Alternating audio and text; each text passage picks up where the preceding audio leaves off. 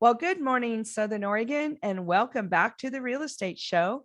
I'm Alice Lema. I'm a broker here in beautiful Southern Oregon with John L. Scott Real Estate. So glad to have you back for the show today. And we do have a great show. Guy Giles of Mutual of Omaha Mortgage is our in-house lender. He's a sponsor of the show, and he's coming back for his monthly update. And it's going to be a doozy because we have all these things happening in the world. We have all the chaos, we have all the terror, and then we have hyperinflation. I don't know if any of you folks saw the gas prices. I think they have officially doubled in the last year or so.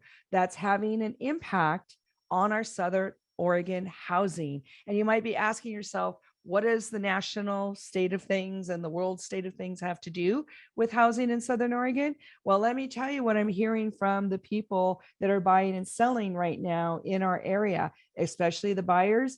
They have the jitters. We have some number of them that just pulled out of the market. They're not going to buy. They're going to take a wait and see because they're nervous. And it's not just first-time home buyers. It's people that were buying a bigger home. We call that the move-up buyer. We have people that were downsizing. They still seem to be trying to do that because downsizing is a different life event than upsizing. Upsizers frequently can wait. Downsizers frequently cannot or don't want to. The first-time home buyer pool, the interest rates going up kind of took a lot of them out of the market. But I don't know if you heard the news. Some people are saying the Federal Reserve Bank might pull back from all those interest rate increases, or they might slow it down, or the interest rate increases might be smaller. So that just creates a lot of uncertainty in the housing market. And in Southern Oregon, we have had such a high demand. I feel the sellers' reaction, their showing numbers are going down, the frequency of their showings are going down, and some of their offers are a little less and softer than they were even a month or two ago. So if you're experiencing that and you're selling, try to do something to your property, spruce it up, make it a little more desirable. Think about your price, think about your marketing, talk to your agent, and maybe have a new strategy for the next few weeks until hopefully the world events calm down.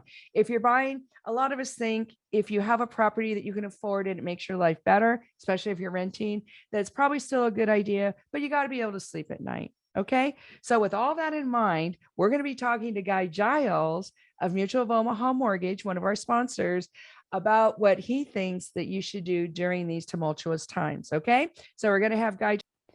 Well, good morning again, everybody, and welcome back to the Real Estate Show. Alice Lema here, broker John L. Scott in beautiful Southern Oregon with our in-house lender, first of the month, Guy Giles, Mutual of Omaha Mortgage, comes back to talk to us. Boy, do we have a lot to talk about this week, don't we?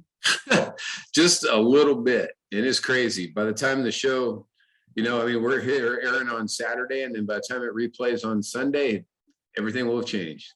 It could be, but boy, we've had a lot of volatility. What's going on in the mortgage world? Well, we're that's about every other hour also right now. Basically, people invest, at least from a rate standpoint, people invest in either, hey, I want to make a buck real quick in the stock market, real quick, meaning, in the next couple of years, or I'm a little worried about everything and I want to invest in something that's a little bit more long-term.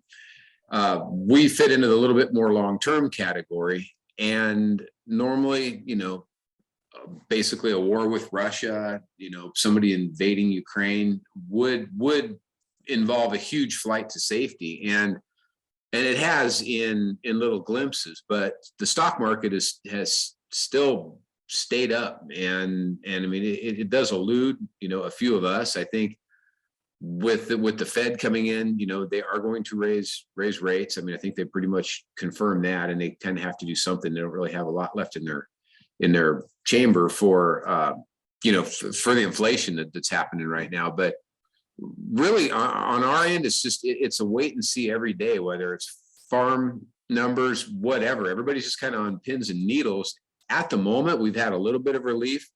I think the average for a 30-year loan is a little over 4% right now. I've been locking in people in the high threes right now. So so they're still really good historically, but as far as what's going on, that's a day-to-day, moment-to-moment thing right now. And just everything in Ukraine is kind of, I don't know. It does have a lot of bearing on what we're looking at, but we have not seen a big direction either way as far as our rates go. Beginning, That's in kind of November.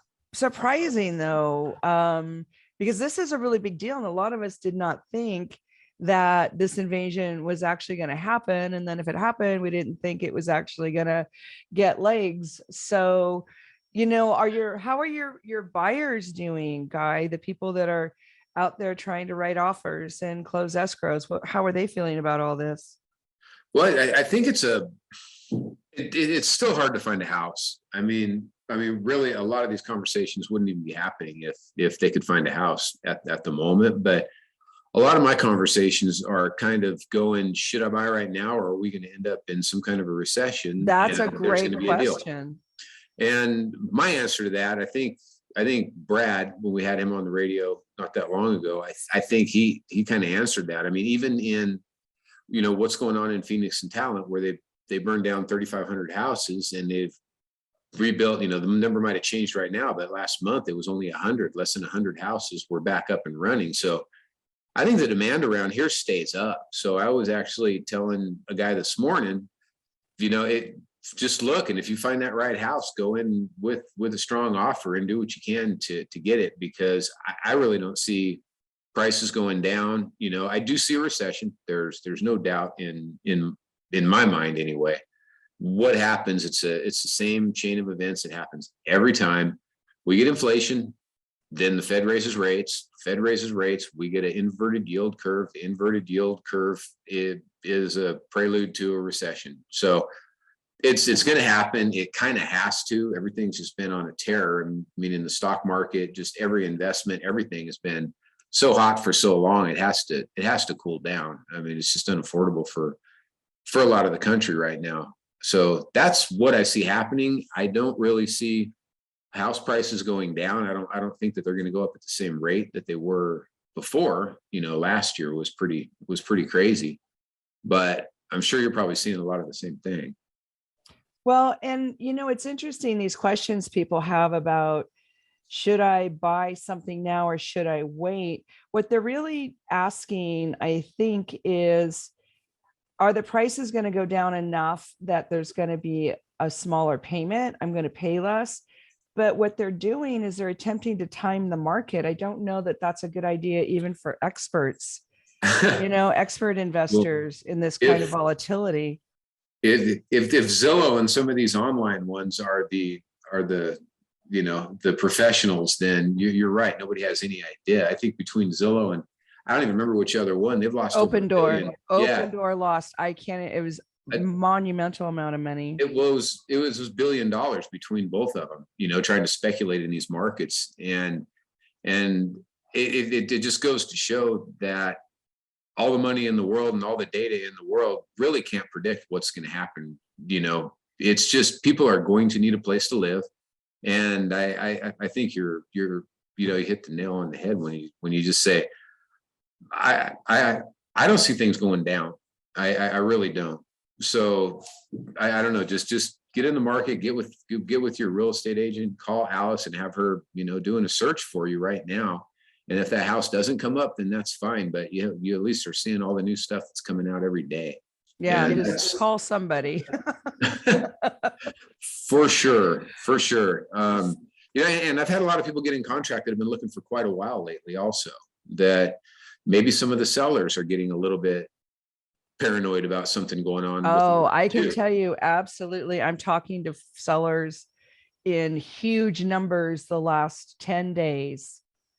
Lots and lots of phone calls from sellers, worried, wanting to move, waited too long. Yeah. And I mean, if you're going to move, I mean, for me, I've thought about selling my, one of my rentals, and I think I'm just hanging on because I don't see the market necessarily going down, and the rental market is going to be there. But if you're going to sell and move up or do something, I don't think you completely missed the boat at all. I just The one unknown factor is, will we see some more listings in spring like we normally do? As well, especially with the restrictions, getting lifted now on the masks. I believe that's the 11th that we're supposed to be done with masks in the state. And in my opinion, people are going to start feeling comfortable to move around again.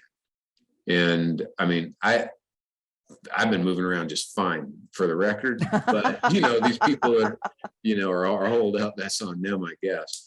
But I really do think that a lot of them are going to start feeling comfortable to go out and do different things. And you might see a lot of movement.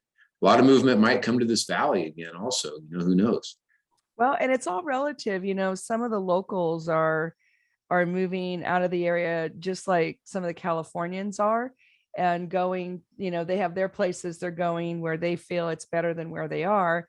But Southern Oregon still has a really high relocation rate, where people are coming here because this is better than where they are. So it's all about your perspective.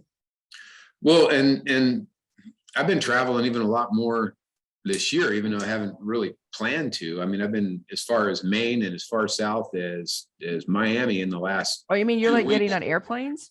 What's that? You're getting on airplanes? I never stopped. I'll be honest.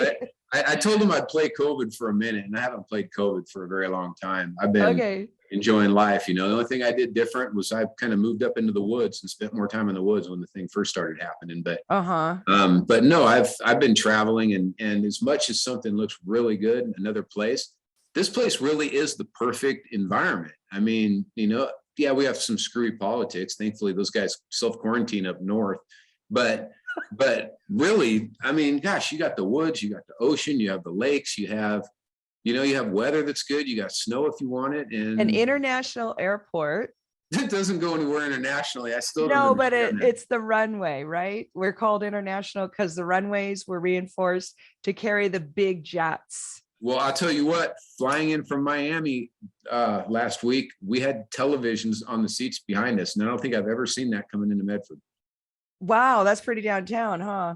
Yeah, it's because we have international status. It's the smallest international airport, maybe. We should find out. You know what? And that's another thing for people moving here. I mean, honestly, the flights, if I'm out at night, I literally have, flights coming in, 2 or 3 of them after midnight that I see landing there in the airport. Really? And yeah, I mean, it's crazy. I don't have to get up at 4 a.m. to get on a flight, sometimes the connecting ones, but it feels to me like there are a lot more flights, and we're not limited like we were just a couple of years ago. Yeah. So the desirability of our valley, I think, has magnified during the COVID, because people just went online and kind of Googled weather patterns and hospital access and outdoor access. And, they just kind of like typing stuff in, and all of a sudden we started showing up on these lists. So I'm thinking, and this is just by me, that our relocation rate is not only going to be steady, I think it's going to go up, but we do have kind of a significant, what they're calling migration, the locals. There are some number of locals that are leaving, and they're going to other, mostly out of state, but other parts of Oregon, Eastern Oregon, the coast. Yeah. A lot of people moving to the coast because of the fires. Yeah, I think, short-term memory stuff. I kind of forget every year, that we've been dealing with that quite a bit over the last few years. And I don't know. I'm still hopeful that we'll put together a few years without a big fire. And I don't know, even when we have them, there's so much of the year here that's nice, even on the bad fire years, that, I'm not necessarily running around, other than maybe the lake when it's 100+ degrees outside anyway. So, I always think this place will be attractive, and people will move here no matter what. And hopefully some of the kids will stay, just so we don't lose the whole culture around here. Yeah, the young people moving up. So if the desirability is still there and we still have people moving in, then that still creates some friction on the housing inventory available. Yeah. I don't know what fixes that right off the bat. I mean, we're at a $3,400 house deficit over in the Phoenix Talent area right now, just to break even from where we were before. I did get a phone call literally right before I got on here from a guy wanting to build over there in Phoenix. So, it's happening kind of slow, but I think we just got to be a little bit patient, because the inventory for the houses to sell just isn't there right now. But I don't know. I'm hopeful that a lot of people will start listing in the next month. And I think so. Gosh, with all the phone calls and information and appointments that so many of the real estate agents are getting right now from sellers, that backlog of sellers from the shutdown, I'm thinking is finally coming on the market right now. Well, But yeah. And the Ukrainian thing, kind of makes people nervous. So yeah, I don't think Russia has aspirations any further than that. And not to get super political, but I'm hopeful that because we're not a political show. Nope. No. I equally hate all politicians, just for the record. So well, Guy Giles, we're gonna have to stop you right there because we have to take a quick break. We're talking to Guy Giles, Mutual of Omaha Mortgage. I'm Alice Lema, broker John L. Scott. We just need 2 quick minutes. We'll be right back with another update from Mutual of Omaha Mortgage. Do not go away. Well, welcome back to the Real Estate Show, folks. I'm Alice Lema, broker John L. Scott here in Southern Oregon. And what a great time to be talking to Guy Giles, our in-house lender, Mutual of Omaha Mortgage. Just been a really intense couple of weeks. And Guy, I wanted to kind of go back to last month. We've had such intensity in all of the markets in the last couple of weeks because of what's going on overseas. But can you take us back to kind of where we were 30 days ago and what we were expecting to happen, and then what has happened since then? Interest rates, inventory, that kind of thing. I'm not surprised, but that's actually a really good question, because everything did shift a lot, and I hadn't really thought about that, but it's true. We were thinking something completely different 30 days ago than what we're thinking right now. Back then, it was just, hey, we got inflation. It's bad. They're going to keep raising rates, and eventually it'll cool off enough, and everything just kind of gets back to normal. But this whole thing, I mean, there was even talk in this last week about the Fed not raising rates. I heard that. Let's talk about that. And I think they will. They really have to. There's numbers coming out every day, every minute, and there's some jobs I want. Fed's job is not one of those. It's just they're they've painted themselves in a corner over years and years and years, and at this point they just have a couple of things that they can do. And I do believe that we will see a rate increase. I don't know if it'll be a quarter, a half, what it'll happen. But instead of having, 5 rate increases this year, or 4, or whatever everybody was promising, maybe we're only looking at a couple. What has changed is, we might be looking, I think the only thing that keeps inflation as high as it is right now is supply chains, which now all of a sudden we're in an oil situation again, because we're still continuing to buy oil from Russia. Why in the world we are not energy independent at this point is another thing. But the reality is that we're still getting our fuel from overseas, and so every time something happens like this around the world, we're at the mercy of it. So the way I see this whole thing going down is, they raise rates, then that yield curve. I talk about this so much, I don't even remember if I've mentioned it in the last hour, because other than the radio show, I know I've talked about it 2 or 3 times. They will create a recession, and once that happens, rates will lower again. It happens every time. So I anticipate towards the end of the year, we could see some very, very low rates again, believe it or not. They could even touch on, and I'm just some guy in Medford that, will be out mucking stalls later. So that shows you where I rate, as far as this thing goes. but you have to take these things to their conclusions. There's the economy has to kind of cool down. We're just coming off this weird hangover with everybody getting free money. Now people are going to have to start paying back some of the loans they took. People are going to have to start paying their mortgages. Reality is going to set in, and I believe in my heart of hearts that later on in the year we will have some lower rates again. It's going to be a wild ride over the next couple of months. Whatever lender you're working with, make sure he or she just has an eye for this stuff, because I have my list of locks. I won't turn it to where anybody can see it, but literally it's sitting right here next to me every day, and I'm watching, and I know when I'm supposed to lock who and at what rate, and I watch these things all day long.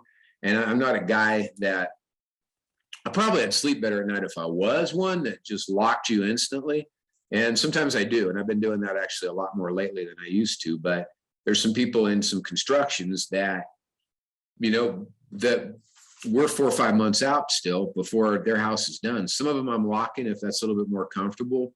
And it's just such a day by day thing. But overall, I think rates could tick up a tiny bit more or kind of stay where they are. And then I really do believe that they go down. So when you hear the Fed raised rates, don't think that automatically your mortgage rate's going to go up. Well, that's true too. On the house. Yeah. Those are baked in months ahead of a Fed hike. So, and it's not a direct result of that. It'll affect your credit cards, your home equity lines of credit, things like that, car loans, but it doesn't affect directly your mortgage rate. It is an overall sign of inflation and, where things are going. So, they do tend to kind of trend together, but the Fed raising a rate is not going to have a dramatic impact on mortgage rates when that happens. Well, and I think you hit it on the head. And let's talk more about the lock. Not everybody in our listening audience knows what that means. And then what is it and how long can you go? Yeah, well, typically a lock is 30 to 45 days. Just meaning, you get an escrow and that's just kind of, we base it on how long your contract is. And the way we're working this now though is, literally I can lock you up to a year. You pay a fee up front for that. And, we can go over that on a case by case basis if you want to call me. And what does that do for you exactly? Well, it buffers you from rates going up if it's something that you're afraid of. So like I mentioned a little while ago with the construction people, you might be building a Hayden home or a Mahar or whoever your favorite builder is, and you're 7-8 months out before that's ready to go. So if you start locking loans or trying to think about it, in the past, 60-90 days is about how long you could lock, but we're trying to accommodate some people and just make sure that they're, that's a long time not to sleep if you're worried about your rate. So if it's something that's really concerning you and you want to do it, we can lock up to a year. So your rate is buffered from it going up. Because you pay a little bit of a fee for it, it actually, the nice thing is if it goes down though, you can still float down. So it's a little bit of the best of both worlds where you don't have to. So you can lock in a rate a little, and if it goes down, you get the lower rate. How does that work? Well, if it goes down, if it goes, gosh, it gets really deep into Is it too technical? pricing. Yeah, and it's not too technical, but I tend to confuse people just talking about something simple. So I have a feeling that if I dug into it, but it is possible. So they would just have to call you and get the details. Yes. Yeah. Honestly, it would be the best bet. But because it goes down in between the pricing, in between the 1/8% in a rate. So there's just a lot more detail. Well, I just didn't even know that it was even on the buffet of choices. So that's really cool. Well, yeah, we're looking at a few different things like lock and shop, where you can lock up to 90 days before you even have a house picked out. So really? Yeah. There's a few different options that are. You can get pre-qualified with you and Mutual of Omaha Mortgage and not have a house address. And yes, you can lock and be buffered. So yeah, wow. And that's one that I can get some more information on and have that's for a super show. Exciting. Yeah, I mean, I should have probably talked about this stuff a little bit more, but I really felt that the inflation part wasn't going to last forever for a bunch of different reasons. Yeah, does the oil thing cause inflation? Does, with trucking, with everything, but the policies, and again, I'll have to kind of refrain from getting political here. I don't see any policies that are huge growth ones for this country that are being proposed right now. It was just kind of like in the State of the Union, we're just going to cure cancer. No explanation on how that's going to happen. And yeah, that did happen this week. But anyway, I really think that the economy is not going to be so hot that we have to worry about inflation forever, I guess would be. I see. So what I'm hearing you say is that the production and prosperity will be going a little bit backwards, and that is the opposite of inflation. Well, yeah, and I mean, if people keep their word and they raise the minimum wage, all that stuff sounds great on the surface. If they really want to do something to help low income people, do some things to get rid of some of the regulation to be able to build a cheaper house for them. Yeah, like Brad Bennington was saying when, because he's head of the local association of builders, it was over $150,000 per house. For a $400,000 house, I think he said that it was 40%. So that would be $140,000 of that is just some type of regulatory issue that you're dealing with. Yeah. And that should be what they're paying for a house, not that. I mean, we're not going to fix the federal government. But if people really truly want to do it, like I said, it sounds good, raising the minimum wage up, but then whoever hired you now is going to have to charge more for that. And in the long run, you really didn't gain anything at all. It's just about being able to conduct business, hire more people, and the competition just goes up for those jobs, because if somebody else is going to offer you and you're good, minimum wage isn't, I don't know how we got off on this. It's not meant to be a career. Well, but it also all affects housing and how much people pay for housing. And, even if you're not doing new construction, the supply chain and labor shortage is affecting our local housing market, just because it's really hard to finish an escrow now. If you just need some minor repair done so that you can move forward with the transaction. Or if you want to get your house ready and you need it painted, something like that, it's just really, really difficult. Yeah, that's kind of to say the least. I literally am in the house that I'm in right now because I couldn't get a contractor to remodel my house. This was 4 years ago, before everything really got crazy, and I ended up just buying a different one. Well, that's an interesting comment, because I wonder if the labor market and the supply chain don't loosen up, at least in our area, enough. I wonder if the buyers will just be forced to be more picky. And then, we'll be blaming it on them. So I know the buyer's also picky, but I'm wondering if they can't even get a house, that they can buy that's financeable, because the sellers can't do the repairs. Yeah. And Freddie Mac came out with a program where you can do some repairs and you can do some things. And again, it gets off into a whole bunch of different things. So is that like a little bit of a rehabilitation or repair program? Yeah. So, I mean, and you close just like a regular loan, and then repairs happen after. So it's not like it all has to happen, and now you're looking at, somebody putting a ton of money into an escrow account, so there are some options for those kinds of things, but I'm just really not seeing that program utilized a lot right now. So I don't know. Well, we should bring that up to the front a little bit, because there's a lot of homes that are older in Southern Oregon that could benefit from that. I'll definitely have some hard facts about that, or at least try to break it down into some good bullet points for our next radio show, and have that ready. Well, and then you just have to find somebody to do the work. That is true. It's a really good time to get into construction. It really is. It's a good time to sell your house if it doesn't need major repair, and it's a good time to be a construction worker. Oh my gosh. Absolutely. It's still a good place to live, and it's still a great country. So even though, some things aren't going exactly like we want it to, we're not building bomb shelters like they were in the 60s. Yeah. And what I'm hearing you saying is you think it might be short lived. So we've got to take a quick break. Guy Giles, Mutual of Omaha Mortgage. We'll be right back after a word from our sponsors. Do not go away. Well, welcome back to the Real Estate Show, folks. Alice Lema here, broker John L. Scott in wonderful Southern Oregon, talking to Guy Giles, Mutual Omaha Mortgage. I'd like to give a quick shout out to our other sponsors, the Rogue Valley Association of Realtors and John L. Scott, Medford, Ashland. Thank you so much for supporting the show.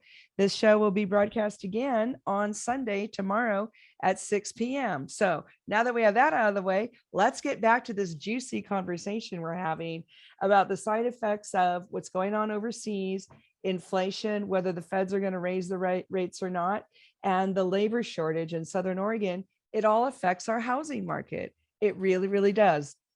I want to turn the tables just for a second. When you mentioned John L. Scott, I remember when you guys first got big and it was all about the online, you guys had the best online, but you guys have stayed. You see places and it seems like a little flash in the pan and then they're gone.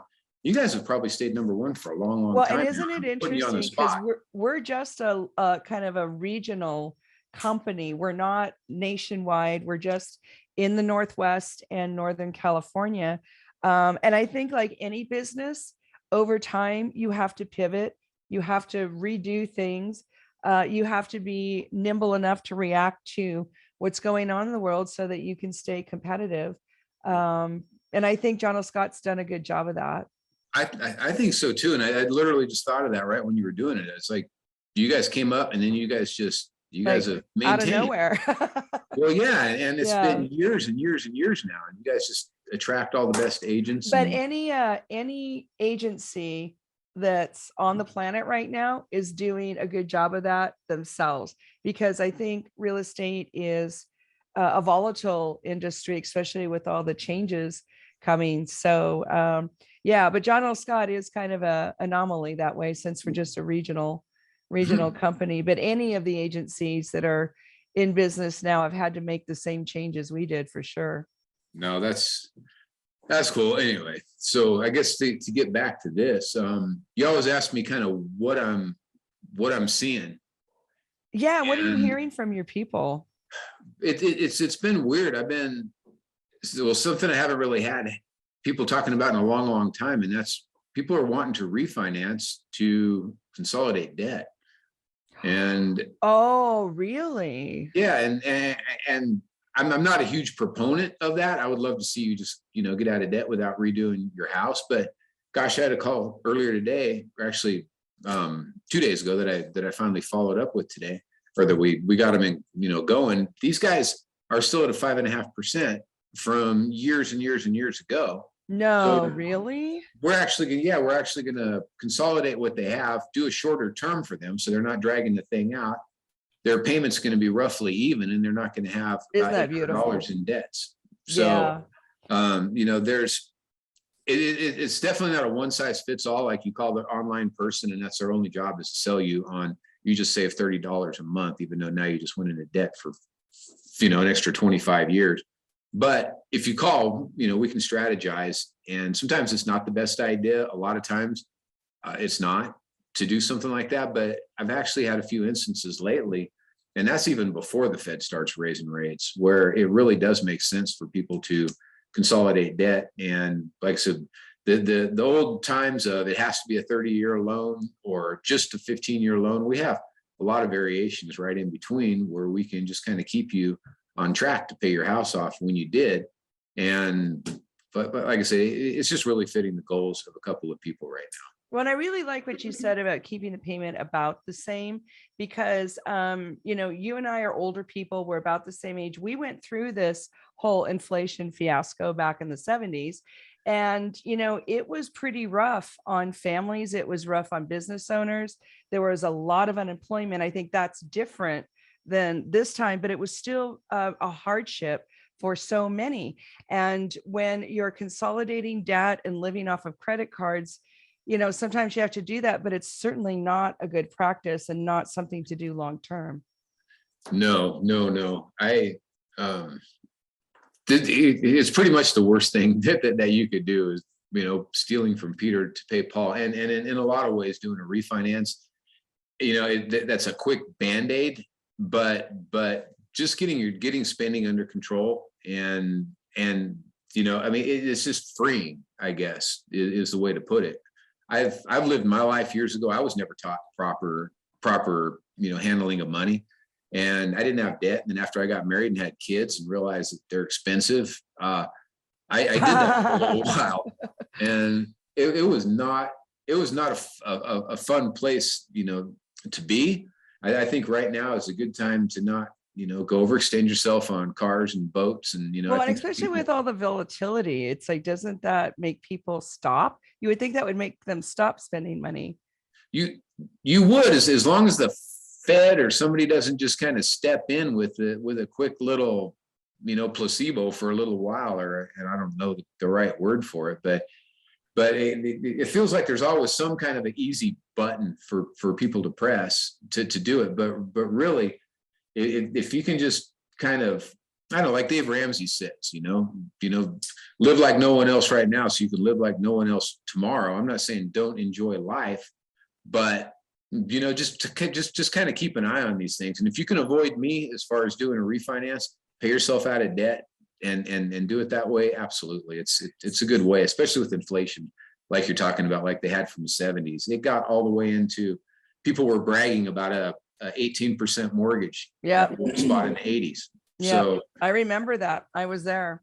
It's crazy.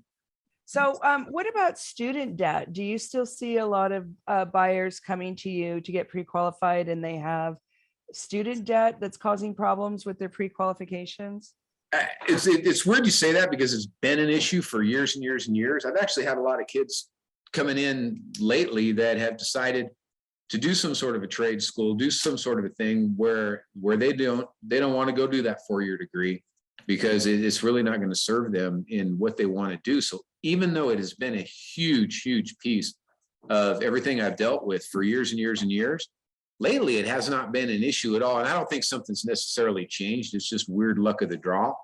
But are they younger? Is this like a new batch of younger buyers? Those are the ones I'm seeing that are not wanting to go into debt. I've had, a couple in the last 2 weeks that we're going to go out of state, go to college, do the whole thing like was traditionally supposed to happen. And they actually looked up the schools and said, I really don't want to be indoctrinated, and I can get indoctrinated locally just fine and not go into debt.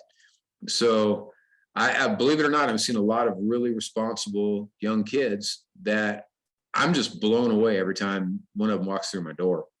And it's something, I think there's a mind shift of, you don't have to go get in a huge amount of debt to make a living in this country. And maybe it's better just as a specialized thing like welding or construction or doing something. And there's no shame in hard work, whatever you do. And I'll tell you what, those guys are making a whole lot more money than the ones with some writing degree that would only serve them if they became a professor someplace. Not that there's anything wrong, because we need all kinds. No, absolutely. I'm not. But if you're young and you are trying to buy a house, it helps if you don't have student debt. I was just curious if that was some of what was being paid off through some of these refis. No, I don't know that I've ever really done that. And again, I'm not a proponent of just, hey, let's refi you. Let's just keep doing this thing, because it is, anyway, it's on a case-by-case basis every time. So it's best just to come in and talk. I'm more of a mortgage planner than some guy trying to make a buck doing a loan. Well, Guy Giles, you're always a breath of fresh air. Love your information, love your insight. Guy Giles, Mutual of Omaha Mortgage. We're out of time, so check on us next week. Have a beautiful Southern Oregon weekend. Bye.